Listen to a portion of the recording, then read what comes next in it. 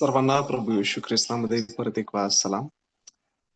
आजच्या या 5व्या दिवशी आपण चौथ्या दिवशी परत एक वार एकत्रित आहोत आणि आपण या धड्याचा किंवा या तत्वाचा अभ्यास करत आहोत. आतापर्यंत अनेक साऱ्या गोष्टी आपण अभ्यासिल्या आणि आज परत एक वार आपण याच्यातून अधिकचं मार्गदर्शन प्राप्त करून घेणार आहोत. परत एकदा मी सर्वांचं स्वागत करत आहे आणि आपण आजचा मुद्दा पुढे नेण्या अगोदर प्रार्थनेमध्ये असूया. स्तुतीस पात्र भयास योग्य अशा आमच्या स्वर्गीय प्रभू महान परमेश्वरा, आम्ही सर्वजण नम्र होत आहोत याकरिता की परमेश्वर प्रभू तू तुझ्या वचनाद्वारे आम्हा सर्वांशी बोलावा, तुझं येणं आम्हा सर्वांना समजावं आणि हा जो एक सर्वात मोठा महान असा क्षण आम्हा सर्वांकरिता आहे त्याबद्दलची परमेश्वर प्रभू जी माहिती आम्हाला मिळत आहे त्या माहितीद्वारे परमेश्वर प्रभू त्या ज्ञानाद्वारे आम्ही सर्वजण आत्मिक रूपाने तयार होणार आहोत. प्रार्थना करतो परमेश्वर प्रभू याचा सखोल असा अभ्यास आणि योग्य मार्गदर्शन तुझ्या वचनाद्वारे आम्हा प्रत्येकांना तू पुरव आणि परमेश्वर प्रभू आमच्या बुद्धीनं नाही परंतु पवित्र आत्म्याने युक्त असं होऊन प्रभू पित्या हा सर्व भाग समजण्याकरिता आम्हाला मार्गदर्शन पुरव. ही वेळ आमचा ताबा तुझ्या हाती देऊन ही प्रार्थना ख्रिस्तामध्ये केली म्हणून ऐक. आमेन.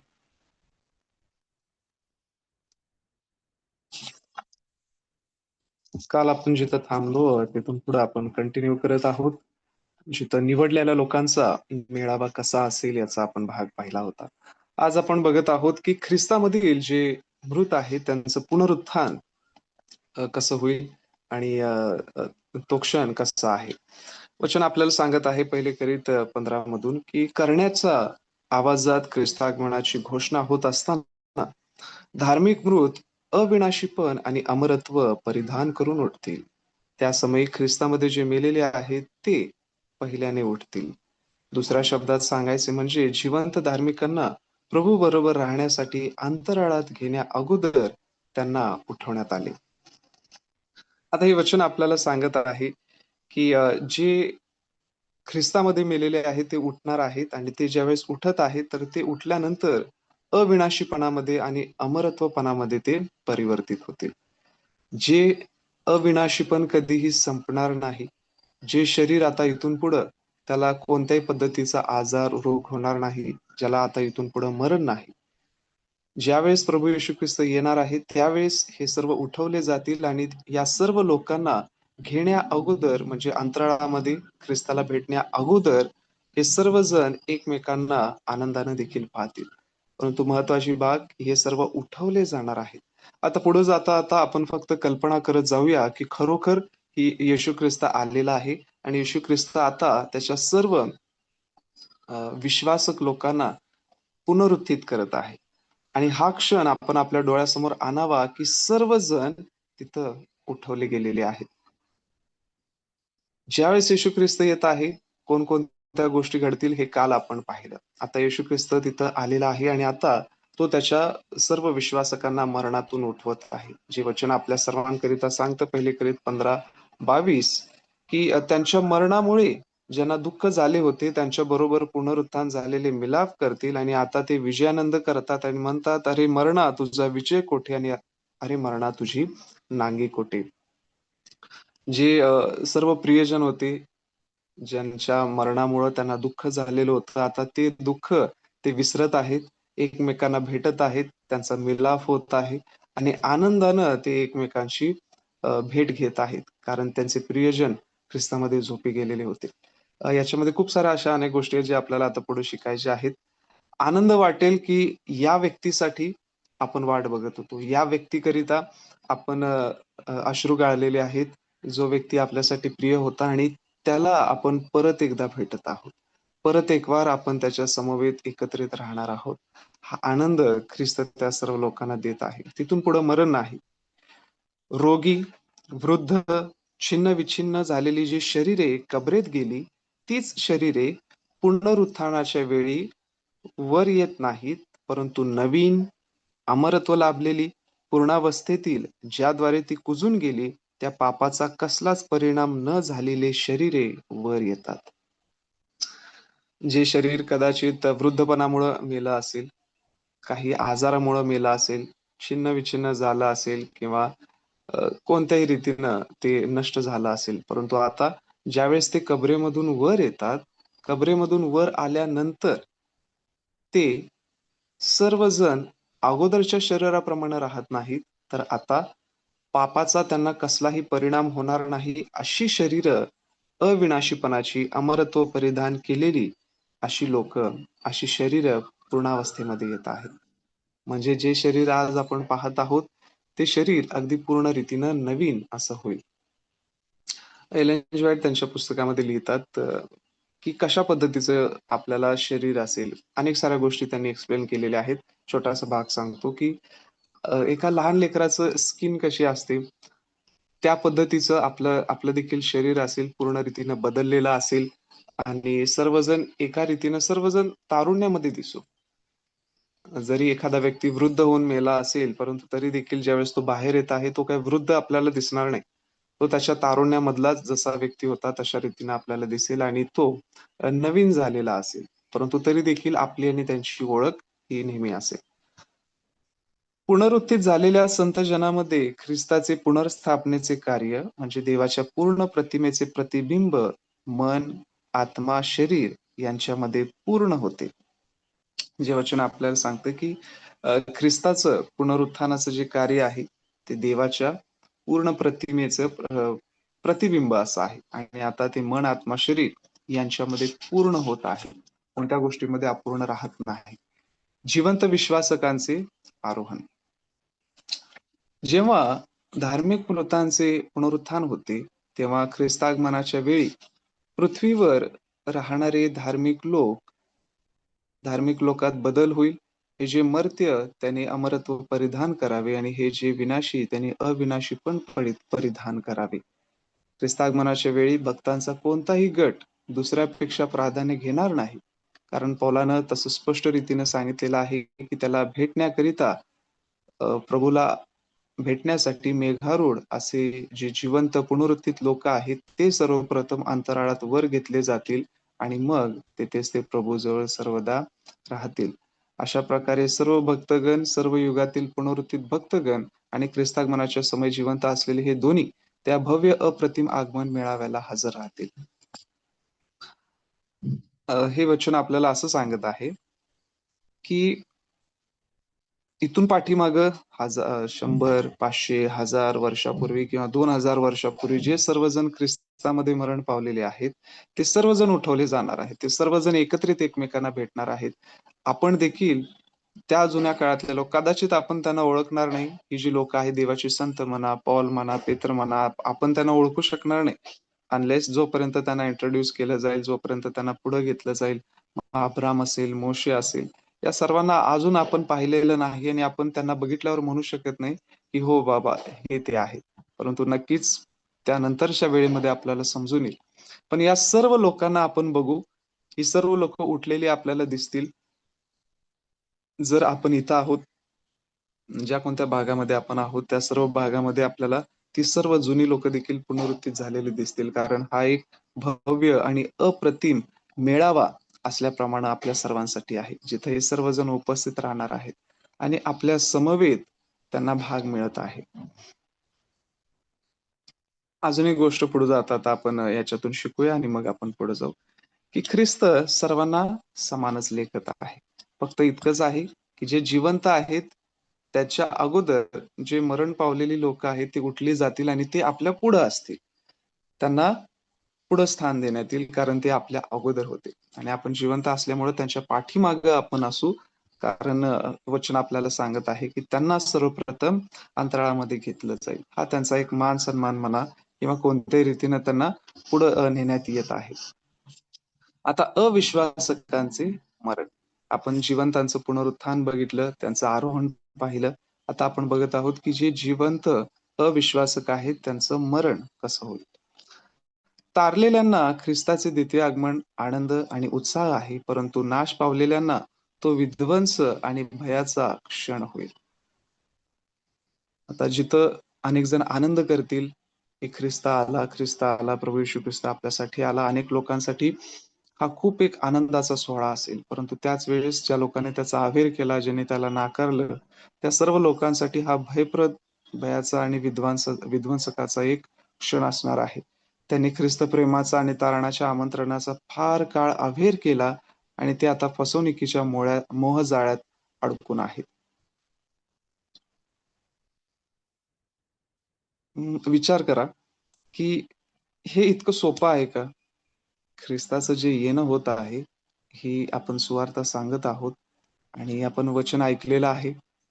पण हे कितपत अशा रीतीनं आहे, की खूप सोपं आपल्याला वाटत असेल, की हे खूप सोप्या रीतीनं होईल. म्हणजे प्रश्न अशा रीतीनं आहे, की खरोखर सैतान शांत बसेल का, की येशू ख्रिस्ताचं येणं होणार आहे आणि ही सर्व लोकं त्याला भेटण्यासाठी तयार असतील?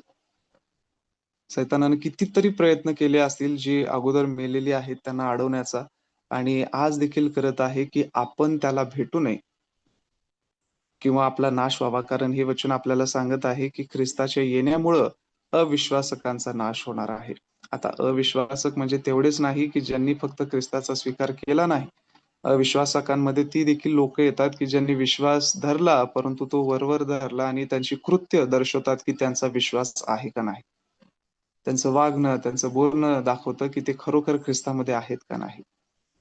आपल्या प्रत्येकांना आत्मिक रीतीनं देवाच्या पावित्र्याचा एक स्तर गाठायचा आहे, जिथं आपल्याला लक्षात येईल आणि या सर्व गोष्टी आपल्या आत्म्याला भावतील, मनाला भावतील आणि आपण स्वतःहून पुनरुत्थित अंतःकरणानं होत राहू. दररोज आपल्यामध्ये हा भाग घडत राहील. ख्रिस्त मला सांगत आहे, की तू दररोज तयार राहा, कारण हा मोठा क्षण येणार आहे. याची तयारी आपल्याला परमेश्वर दर्शवत आहे, की जर यासाठी आज तुम्ही तयार झाला नाही, तर तोच दिवस जो अनेकांसाठी आनंदाचा आहे, तो तुमच्यासाठी विध्वंसाचा होईल. तो भयाचा होईल. तो तुमच्यासाठी नाशाचा होईल. कारण आपण 2 दिवसा अगोदर शिकलो, लोकं म्हणतील, की देवाच्या क्रोधापुढे कोणाचा टिकाव लागेल आणि हा क्रोध भयानक असेल.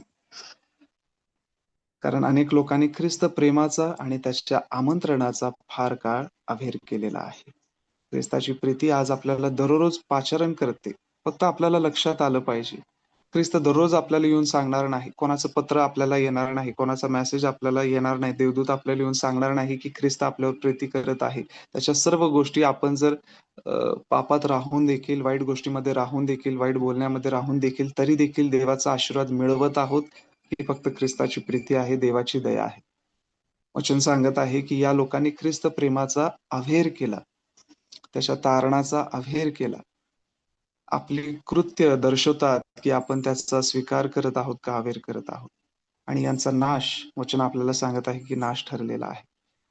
ज्याचा त्याने त्याग केला त्याला राजांचा राजा, प्रभूंचा प्रभू असा येताना जेव्हा ते पाहतात, तेव्हा त्यांना समजून येते, की त्यांच्यावर नाश आलेला आहे. भीतीने आणि निराशेने त्रस्त व घायाळ होऊन त्यांचे संरक्षण करण्यासाठी अचेतन, जड सृष्ट वस्तूंना ते आमंत्रित करतात. यावेळी बाबिलॉन किंवा बाबेल धर्मभ्रष्ट धर्माची संघटना तिचा देव नाश करील आणि ती अग्नीने जाळून टाकेल. आता हा एक मुद्दा, ठीक आहे, थोडा महत्वाचा आहे. आता देवाचं वचन म्हणत आहे, सांगण्यात येत आहे, की धर्मभ्रष्ट धर्माची संघटना, देवाच्या मंडळात, ठीक आहे. ह्या त्या लोकांबद्दल बोलण्यात येत आहे, की जे बाबेलमधून आले. बाबेलमधून आले म्हणजेच काय? की जे बाबेलची शिकवण अजून देखील पाचारण करतात. जे बाबेलची शिकवण अजून देखील लागू करतात. मग त्याच्यामध्ये खूप विविध गोष्टी आहेत. मग वेगवेगळ्या रूढी, परंपरा, इतर अन्य दिवस ते देखील ते अजून जर पाळत आहेत. मग त्याच्यामध्ये शब्बाताचं परिवर्तन दुसऱ्या दिवसामध्ये करण्यात आलं ते पाळत आहेत. इतर देखील सण जे अजून देखील पाळत आहे, जे वेगळ्या गोष्टींसाठी होते, त्याचं असेल. चुकीची शिकवण किंवा जे देवाचं वचन आहे ते चुकीच्या पद्धतीने त्यांनी शिकवलं आणि लोकांना ते करण्यासाठी लावलं. या सर्व गोष्टी त्याला आपण म्हणतो, की धर्माची धर्मभ्रष्टता. या सर्वांचा परमेश्वर नाश करील, या मंडळीचा तो नाश करील, अग्नीनं जाळून टाकील. प्रकटीकरण 18:8. त्याला प्रभू येशू आपल्या मुखातील श्वासाने मारून टाकील आणि आपण येताच स्वदर्शनानेच त्याला नाहीसे करील. जर दुसरे थेसलनियाचा 2रा अध्याय आपण वाचू, त्याच्यामध्ये आपल्याला पाहायला मिळेल, की हा पापपुरुष कोण आहे? हा धर्मभ्रष्ट पुरुष कोण आहे, जो देवाच्या मंदिरामध्येच बसतो. इथूनच त्यांना संदेश देत आहे, इथूनच त्यांना तो सांगत आहे, तिथूनच त्यांना तो देवाच्या वचनातून फसवत आहे. आता याचं कारण असं आहे की ती लोक देवाद्वारे नाही तर सैतानाद्वारे इन्स्पायर्ड झालेले आहेत. सैतानाद्वारे त्यांना प्रोत्साहन झालेलं आहे की तुम्ही ही शिकवण शिकवावी.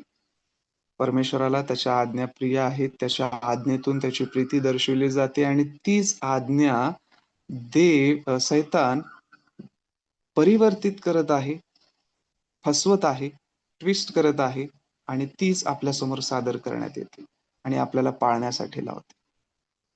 बरं, अजून एक मुद्दा मी आपल्याला सांगतो याच्यामधून की अनेक जण जर म्हणतील की आम्हाला हे माहीतच नव्हतं. अनेक जण जर म्हणतील की जर ख्रिस्ताला ते सांगू इच्छितील की आमच्याकडे कारण आहे की आम्ही का बरं अशा रीतीने आहोत. तर परमेश्वर आपल्याला कदाचित एक प्रश्न विचारू शकतो की तुम्हाला बुद्धी का दिलेली आहे? ही बुद्धी आपण याच्यासाठी वापरू शकत नाही का? बाहेर अनेक साऱ्या गोष्टींसाठी आपली बुद्धी चालते. नको नको त्या ठिकाणी आपण बुद्धी खूप पळवतो. परंतु देवाचं वचन समजून घेण्यासाठी आपण पळवत नाही. तिथं आपण कन्फ्यूज होतो, स्टक होतो आणि आपण एवढ्यावर थांबतो की नाही, जे चांगलं आहे तेवढं आम्ही घेतो आणि पुढे जातो. इतकं साऱ्या मंडळ्या आहेत, इतके सारी वचनं आहेत, कोणाचं मान्य करायचं? असो, जे पुढं आहे तेवढंच आपण घेऊया आणि चालूया. जर ॲडव्हेंटिस्टमध्ये देखील आपण आहात आणि फक्त इतर लोकं, घरातली लोकं फॉलो करत आहात म्हणून फॉलो करत आहात, तर ही खरी भक्ती नाही. हे स्पष्ट करून घ्या, की इतर लोकं करत आहे किंवा आता सध्या आपण भाग आहोत म्हणून करावं लागतं, म्हणून शब्दात दिवशी चर्चला जात आहोत, तर अजून देखील आपण शब्दात पाळत नाही किंवा देवाचं वचन स्वीकारलेलं नाही. आपण स्वतः या विश्वासाचा स्वीकार करणं, त्याचा अभ्यास करणं, तत्वामध्ये येणं किंवा या मंडळीमध्ये येणं हे पूर्ण अंतःकरणा रूपानं असावं आणि योग्य समजूतदारपणानं असावं. परमेश्वरानं आपल्याला बुद्धिमत्ता त्यासाठी दिलेली आहे. जी बुद्धिमत्ता सैतान वाईट गोष्टीकडे अगदी अलगद रीतीनं प्रेरित करतो, की लगेच आपण ओढले जाऊ. लगेच आपण त्या गोष्टीकडे धाव घेऊ. परंतु देवाच्या वचनासाठी किंवा ते वचन समजून घेण्यासाठी आता मी अनेकदा हा विचार करतो, की या मॉर्निंग प्रेयरमध्ये सर्वजण जॉइन तर होतात. परंतु ज्यावेळेस अभ्यास दिला जातो, त्यावेळेस अनेकांची मनं तयार नसतात, की एवढ्या सकाळी आपण अभ्यास आपल्या मनामध्ये भरावा. आपल्याला चांगली वचनं ऐकण्यासाठी आपण कदाचित येत असाल किंवा याच्यातून मार्गदर्शन मिळेल थोडंफार. परंतु अभ्यास करण्यासाठी अनेक जण क्वचित लोकं तयार असतील. अनेकांची मनं क्वचितच लोकांची मनं फ्रेश असतील, की हे देवाचं वचन मी समजून घेईन. आता हे करण्यासाठी देवाच्या पवित्र आत्म्याची गरज आहे, की मी सकाळी ज्यावेळेस उठत आहे, त्या सकाळी उठण्यावेळेस माझा आळसपणा पूर्ण रीतीनं दूर व्हावा. देवाचं वचन जर शिकत आहोत, ऐकत आहोत, तर माझं मन ताजंतवानं असलंच पाहिजे. झोपेमध्ये राहून आपण शिकू शकत नाही. आता हे वचन आपल्याला हे यासाठी किंवा आजचा भाग यासाठी महत्त्वाचा आहे, की त्याच्या अ, येण्याचा हा जो क्षण आहे, तो सीरियस गोष्ट आहे. गांभीर्यपूर्वक गोष्ट आहे. माझा टिकाव लागेल का नाही याबद्दल आपण शुअर असलं पाहिजे. ही लोकं, बाकीची लोकं म्हणत आहेत, की देवाच्या क्रोधासमोर कोणाचा टिकाव लागेल आणि आपण जर खूप लाईटली घेत असू ही गोष्ट, तर थोडंसं आपण जागृत होऊया. कारण वचन म्हणत आहे, की परमेश्वर अ, आपल्या मुखातील श्वासानं त्यांना मारून टाकेल आणि स्वदर्शनानं त्यांना नाहीसं करेल. श्वापदाची खून करण्यास ज्या सत्ता जबाबदार होत्या, त्यांना जळत्या गंधकाच्या अग्नी सरोवरात जिवंत टाकण्यात आले आणि बाकीच्या दुष्ट लोकांना घोड्यावर बसलेल्या स्वाराच्या तोंडातून निघालेल्या तलवारीने मारिले गेले. आपल्या सर्वांना श्वापदाची खून माहीत असेल किंवा आपण अभ्यास केला असेल.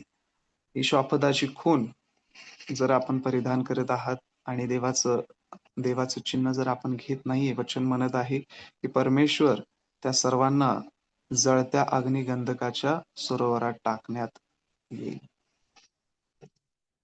इथं एक जस्ट मुद्दा क्लिअर करतो. पुढे देखील आपण शिकणार आहोत, परंतु एक मुद्दा क्लिअर करतो आणि मग आपण पुढे जाऊया.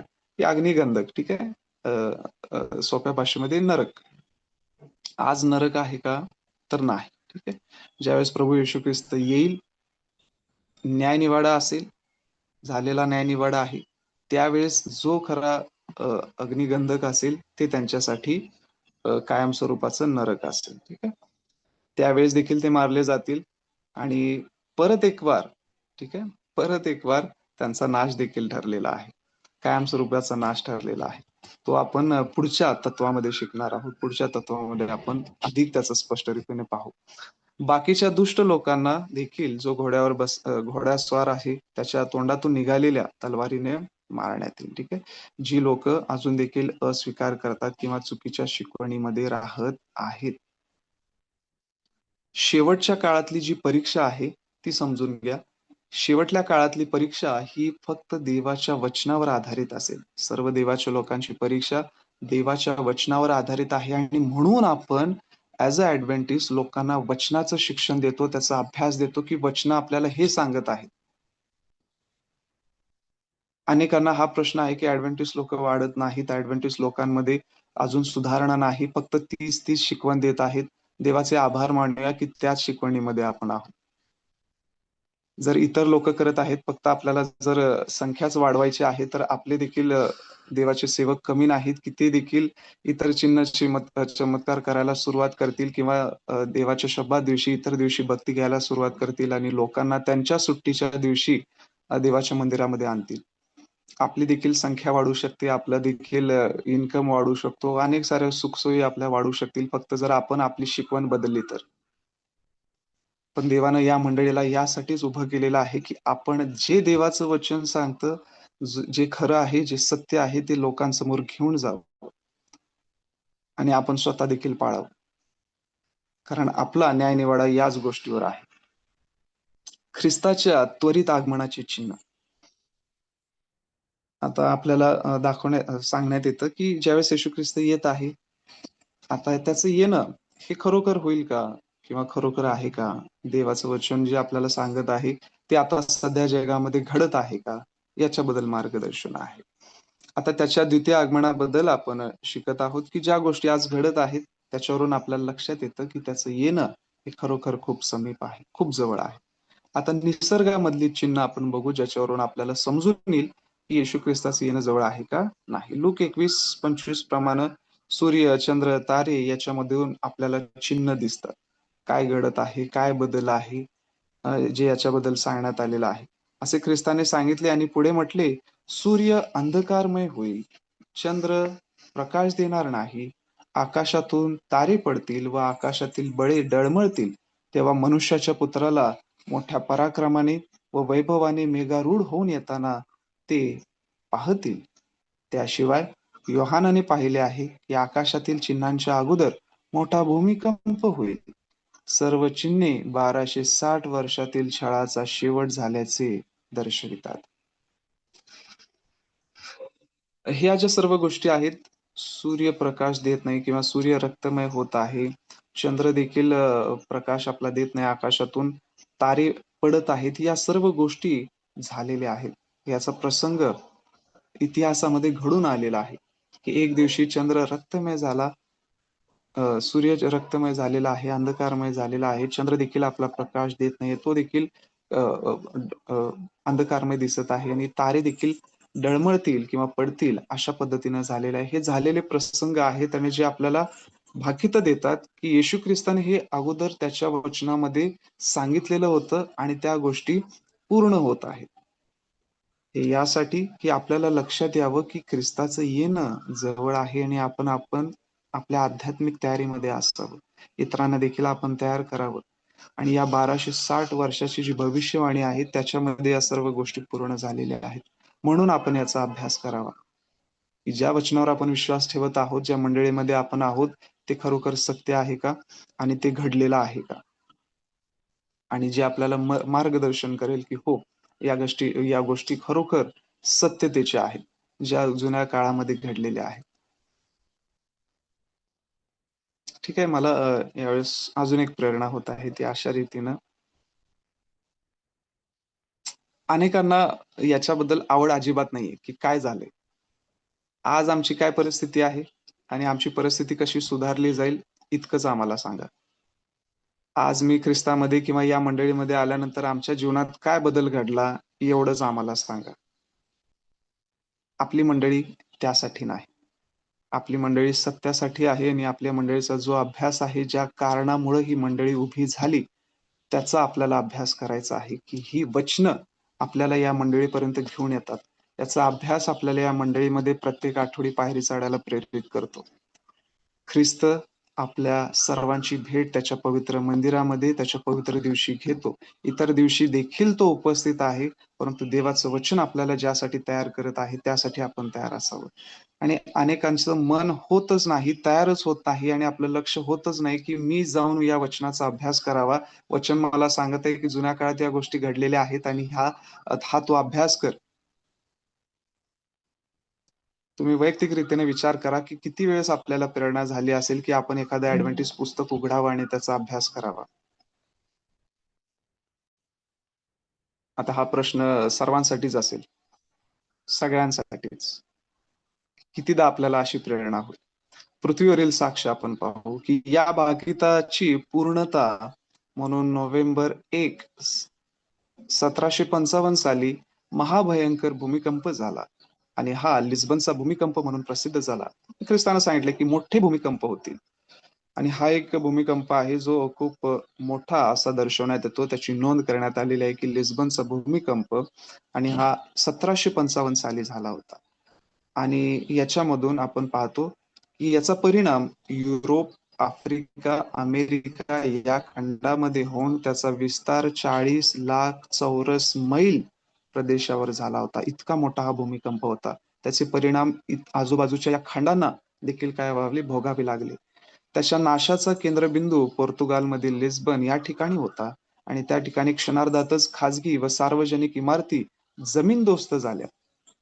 जो मोठा भूमिकंप आहे, काय-काय झालं त्यामुळं, की क्षणातच जे खाजगी असतील, वैयक्तिक कोणाचे इंडिव्हिज्युअल्स आहेत, इमारत आहेत, फ्लॅट्स असतील किंवा मोठमोठ्या बिल्डिंग्स आहेत, सार्वजनिक बिल्डिंग्स आहेत, त्या देखील काय झाल्या, पूर्ण रीतीनं नष्ट झाल्या, जमिनीच्या खाली गेल्या. हजारो लोकांचा प्राण गेला आणि या भूमिकंपाचा भौतिक परिणाम फार मोठा होता, परंतु वेळेच्या संदर्भात त्याचा जोरदार आघात अर्थपूर्ण देखील होता.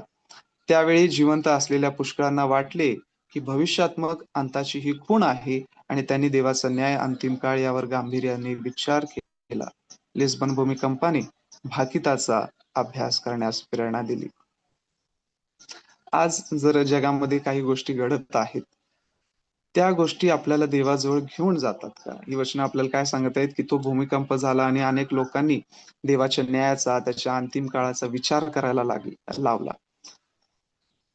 सॉरी टू से दिस, की आपण थोडासा विचार करायचा, ठीक आहे. आता हा भूमिकंप झाला. त्या भूमिकंपामध्ये अनेक लोक मरण पावली. आता त्यांच्याजवळ काहीच संधी नाही, की त्यांनी जाऊन अभ्यास करावा, विचार करावा, परत एक वार ख्रिस्ताजवळ क्षमा मागावी. गेले. आता जे राहिलेले आहेत त्यांच्याजवळ संधी आहे. आज जगामध्ये आपण पाहत आहोत, की युद्ध चालू आहे. जे गेले ते गेले. आता त्यांना संधी नाही. जे जिवंत आहेत त्यांनी विचार करायचा आहे, की हो, या गोष्टी देवाचं वचन पूर्ण करत आहे आणि मला परमेश्वर बोलत आहे, की तू तयार राहा.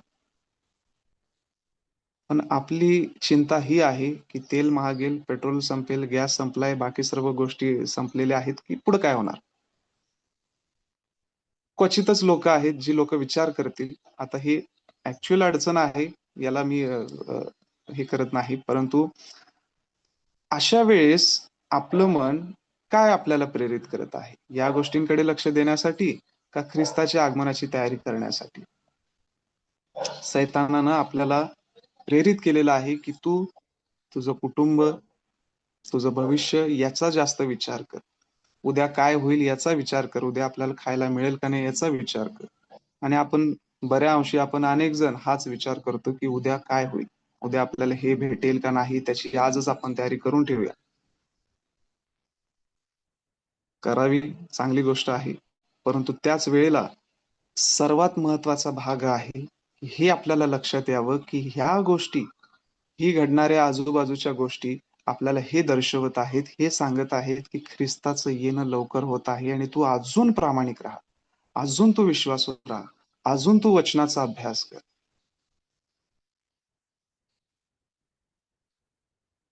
पुढचा मुद्दा आहे सूर्य व चंद्र यांची साक्ष. आता त्यानंतर म्हणजे हा ज्यावेळेस मोठा भूमिकंप झाला, त्यानंतर सूर्य आणि चंद्र यांची एक गोष्ट आपल्याला सांगण्यात येत आहे, की त्यांच्याबद्दल जे भाकीत करण्यात आलं ते पूर्ण झालं का नाही. जे त्यांच्याबद्दल दुसरं चिन्ह सांगण्यात येत आहे, की सूर्य, चंद्र अंधकारमय होणं किंवा रक्तमय होणं. जे परमेश्वरानं अगोदर सांगितलेलं आहे, की पवित्र शास्त्रात दुसऱ्या ठिकाणी उल्लेखलेल्या 1260 वर्षाचा पोप सत्तेचा महान छळ याच्यानंतर ते घडणार होते. परंतु ख्रिस्ताने म्हटले, या चिन्हाच्या अगोदर होणारा हा छळाचा काळ कमी करण्यात येईल. सुधारणा कार्यामुळे आणि त्याद्वारे उदयास आलेल्या मोहीमुळे पोपाच्या छळाचे काम खरोखर कमी झाले आणि 18व्या शतकाच्या मध्यावर ते बहुतेक बंद पडले. या भाकिताची पूर्णता ओके. अ, थोडासा आपण याचा अभ्यास करू. ही जी सर्व चिन्ह आहेत, ही चिन्ह वचन आपल्याला सांगत आहे, की 1260 वर्षाचा एक काळ आहे. या काळामध्ये देवाची जी मंडळी आहे, त्याचा नाश देखील करण्यात येत आहे आणि यांना म्हणजे इतर लोकं नाश करत आहेत आणि त्याच वेळेला परमेश्वर त्यांना प्रिझर्व्ह करत आहे, त्यांचं संरक्षण करत आहे, त्यांना सांभाळत आहे.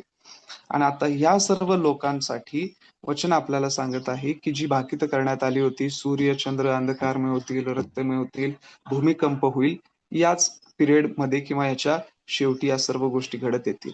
आणि त्या गोष्टी कधी पूर्ण झाल्या? तर या भाकिताची पूर्णता मे महिन्याच्या 19 तारखेला 1780 साली अमेरिका खंडाच्या आग्नेय भागात झाली, जिथं पूर्ण रीतीनं निबिड अंधकारच पडला.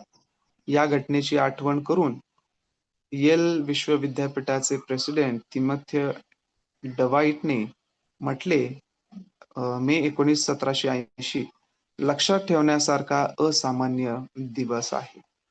पुष्कळ घरात मेणबत्त्या लावल्या होत्या. पक्ष्यांचा किलकिलाट बंद पडून ते अदृश्य झाले आणि कोंबड्या घरट्यात गेल्या. न्यायाचा दिन अगदी नजीक आहे, ही प्रामुख्याने सर्वसाधारण विचारधारा प्रत्येकाची झाली होती. की त्या दिवशी सूर्य त्यांच्यासाठी नाही, त्या दिवशी पूर्ण रीतीने अंधकार होता. हॉवर्ड मधील सॅम्युएल विल्यम यांनी अहवाल दिला, की वायव्य दिशाकडून मेघासहित काळोख सकाळी 10 आणि 11 यांच्या दरम्यान आला आणि दुसऱ्या दिवशी मध्यरात्रीपर्यंत राहिला. आता कधीपर्यंत सुरू झालं आणि कधीपर्यंत हे राहिलं, की ज्या दिवसाबद्दल सांगण्यात आलेलं आहे मे 19 1780 हा काळोख सकाळी 10 ते 11च्या दरम्यान आला आणि दुसऱ्या दिवशी मध्यरात्रीपर्यंत हा काळोख तसाच राहिला. आणि निरनिराळ्या ठिकाणी त्याचा कालावधी आणि प्रमाण वेगवेगळे होते. काही ठिकाणी उघड्यावर लोक सर्वसाधारण लिखाण वाचू शकत नव्हते. सॅम्युएल टेनीच्या मते दुसऱ्या सायंकाळचा काळोख सर्व समर्थाने प्रकाश निर्माण केला त्या वेळपासूनचा हा अगदी निबिड अंधकार होता. सूर्य, चंद्र, तारे यांना झाकून टाकल्यावर जी परिस्थिती होती त्याप्रमाणे हा अंधकार होता. आता हा भाग समजून घ्या, की कसं वाटेल, की आज जर सूर्यच उगवला नाही, सगळीकडे अंधकार असेल, बरोबर? आज आपल्याला दिवसच नाही. आता अनेक जण ॲज अ जोक घेतील, की आज काम वाचेल. परंतु तो दिवस त्यांच्यासाठी झालाच नाही. टाईम तर चालू आहे, परंतु त्यांच्यासाठी प्रकाश हा झाला नाही. आणि केव्हापासून केव्हापर्यंत ते देखील आपण पाहिलं. आता अजून एक भाग चंद्राबद्दल, की त्या रात्री 9 वाजता पौर्णिमेचा चंद्र वर आला, परंतु मध्यरात्रीपर्यंत अंधार काही कमी झाला नाही. त्यानंतर चंद्र दिसू लागला, पण तो रक्तमय दिसला. त्या दिवसाच्या अभूतपूर्व घटना प्रगटीकरण करता योहानाने भाकीत केल्या होत्या. भूकंप झाल्यानंतर त्यांनी लिहिले, सूर्य केसाच्या तरटासारखा काळा झाला आणि सगळा चंद्र रक्तासारखा झाला. ज्यांना भूगोलाचा म्हणा किंवा इतर सर्व गोष्टींचा अभ्यास करण्याची आवड आहे, त्यांना लक्षात येईल, की अर्थात कोणी सूर्य पांघरू शकत नाही किंवा चंद्र रक्तमय करू शकत नाही, ठीक आहे. आता ह्या काही गोष्टी आहेत ज्या अंतरिक्षामध्ये घडतात, अंतराळामध्ये घडतात, ज्याच्याद्वारे या सर्व गोष्टी रिसेंटली जर तुम्ही बघितलं असेल, की चंद्र जो होता तो पूर्ण रीतीनं रक्तमय किंवा लाल दिसत होता. आता त्याच्या पाठीमागचं देखील कारण आहे, की काही ग्रह अशा रीतीने येतात, समोरासमोर येतील किंवा आडवे होतील, ज्याच्यामुळे चंद्र दिसत नाही किंवा आता सूर्याला झाकण्याची ताकद अजून देखील कशामध्ये नाही. परंतु तरी देखील ज्यावेळेस या गोष्टी घडतात, त्यावेळेस लक्षात येतं, की किती वेळ चालू राहतं. आता आपल्याला हे सांगण्यात येत आहे, की कोणी सूर्यावर येऊन बसत नाहीये किंवा सूर्याला कोणी परमेश्वर काही बंद करत नाही. या ज्या सर्व गोष्टी भौगोलिक रीतीने होत आहेत, जे सायन्स आपल्याला सांगतं ना, ख्रिस्ताने हे 2000 वर्षापूर्वी दर्शवलेलं आहे, की असं घडणार आहे. ख्रिस्ताचं यांच्यावर असलेलं सामर्थ्य किंवा त्याचा वेळेवर असलेलं प्रभुत्व आपल्याला हे दर्शवत आहे, की अशा गोष्टी येणाऱ्या दिवसामध्ये घडणार आहेत, जे आपण सूर्यमालिका ही पाहतो. या सर्व गोष्टीवर देखील परमेश्वराचं कसं प्रभुत्व आहे, सामर्थ्य आहे हे दर्शवत आहे, की तुम्हाला हे लक्षात यावं, या गोष्टी ज्यावेळेस घडतील, तुम्ही समजून घ्या, की येशू ख्रिस्ताचं येणं लवकर होत आहे. कारण तो टाईम प्रेडिक्ट करत आहे. वेळ पुढे होणारी प्रेडिक्ट करत आहे, सांगत आहे. आपल्यावर न्याय तर येईलच, परंतु हे आपल्याला दर्शवत आहे, की आपण आपली नीतिमत्ता सुधारावी. आपल्या नैतिक गोष्टी आपण सुधारत जाव्या. ही वेळ ती असेल, हा अंधकार तो अंधकार असेल, जो आपल्या अंतःकरणावर पडत आहे आणि परमेश्वर आपल्याला तयार करत आहे, की त्या अंधकारातून तुम्ही बाहेर या. जे आपलं नैतिक शरीर आहे, ते देखील रक्तमय झालेलं आहे, वाईट झालेला आहे. जो प्रकाश आपण द्यावा, तो आपण देत नाहीये. आपले विश्वास डळमळत आहेत. याची ही भाकीत आहे. यांच्याकडे पाहून आपण स्वतःकडे बघावं, की माझ्या जीवनामध्ये मी कुठं डळमळत चाललेलो आहे, मी कुठं अंधकारामध्ये चाललेलो आहे, मी अजून कुठं रक्तमय होत आहे. परमेश्वर आत्मिक रीतीनं जर आपल्याला तयार करत आहे, तर आपण यासाठी नक्कीच तयारीमध्ये असूया. आणि अजून एक जो भाग जो ताऱ्यांचा होता, तो देखील घडला. नोव्हेंबर 13, 1833 साली झाला होता. हा उल्का वर्षाव झाला, म्हणजे तारे पडले. आपण एक तारा पडला, आपण बघतो. एखादा तारा इकडून-तिकडे गेला, म्हणजे तारा पडला असं आपण म्हणतो. अनेक जण विश करतात, की आम्हाला असं मिळावं. तर ॲक्चुअलमध्ये तसं काही घडत नसतं. बट ठीक आहे. अनेक जण त्याच्यामध्ये चालतात. मोठा उल्का वर्षाव झाला होता आणि मोठ्या प्रमाणामध्ये झालेला होता. त्याच्याबद्दल देखील सांगण्यात आलेलं आहे. आणि जे सांगण्यात आलं, की एक निरीक्षक ठीक आहे, सांगत आहे, त्याला हे असं आढळलं, की सरासरीनं एका तासात 60,000 उल्का तो पाहू शकला. 1 तासामध्ये इतके सारे तारे त्याने पडताना बघितले आणि ते कॅनडापासून मेक्सिकोपर्यंत, मध्य अटलांटिक ते पॅसिफिकपर्यंत पाहण्यात आले आणि बायबलची बाकी ते पूर्ण होत आहेत आणि ख्रिस्ती लोकांना ओळखण्यात येत आहे. या गोष्टी आपल्याला अजून आठवण करतात, की या गोष्टींमुळे शेवट होत नाही, तर हा एक आरंभ आहे. म्हणून आपण नीट उभे राहावे, आपली डोकी वर करावी, कारण आपली मुक्तता ही समीप आलेली आहे. आणखी त्यानं असं म्हटलेलं आहे, की अंजीर व सर्व झाडे पहा, ती फुटू लागली म्हणजे तुम्ही ते पाहून आपणच ओळखता, की आता उन्हाळा जवळ आला आहे.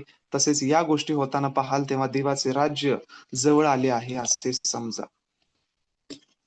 आज आपण खरोखर देवाच्या राज्यासाठी तयार आहोत का? किंवा या देवाचं राज्य ज्यावेळेस जवळ येत आहे, आनंदाने याचा स्वीकार करण्यासाठी आपण आपली मनाची तयारी करत आहोत का?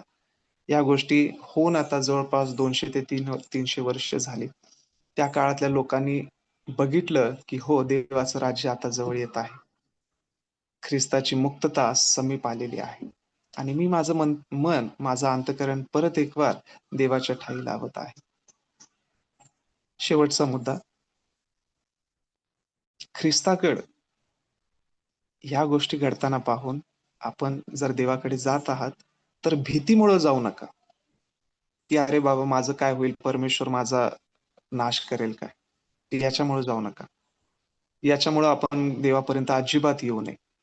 आपण ख्रिस्ताकडे यामुळे यावं, की परमेश्वराची प्रीती आपल्याला प्रेरित करत आहे. त्याच्या प्रीतीसाठी आपलं मन आपण तयार करावं. ही या गोष्टी फक्त एक भाकीत आहेत, फक्त एक उदाहरण आहेत, हे दाखवण्यासाठी की देवाचं राज्य जवळ येत आहे. आपलं मन न घाबरता देवाजवळ गेलं पाहिजे, की परमेश्वरा, या गोष्टी मला आज संधी देत आहेत, की मी पश्चाताप करावा आणि देवाजवळ परत जावं. तर मी माझं अंतःकरण तुझ्याजवळ घेऊन येत आहे आणि मी परत एकवार तुला समर्पित होत आहे. आणि जर आज नाही, तर उद्याचा दिवस देखील आपल्या जीवनामध्ये कधीच येणार नाही. तुम्ही कितीही प्रयत्न कराल, जर आज आपण असं करू शकत नाही, देवाजवळ जाऊ शकत नाही, तर उद्याचा दिवस आपल्या जीवनात कुठंच नाहीये. परमेश्वर करो, की या वचनाद्वारे आपलं अंतःकरण तयार हो आणि आपण सर्वजण त्याच्या येण्यासाठी सर्वजण तयारीमध्ये असू. परमेश्वर आजच्या वचनाद्वारे आपल्या सर्वांना आशीर्वाद देईल.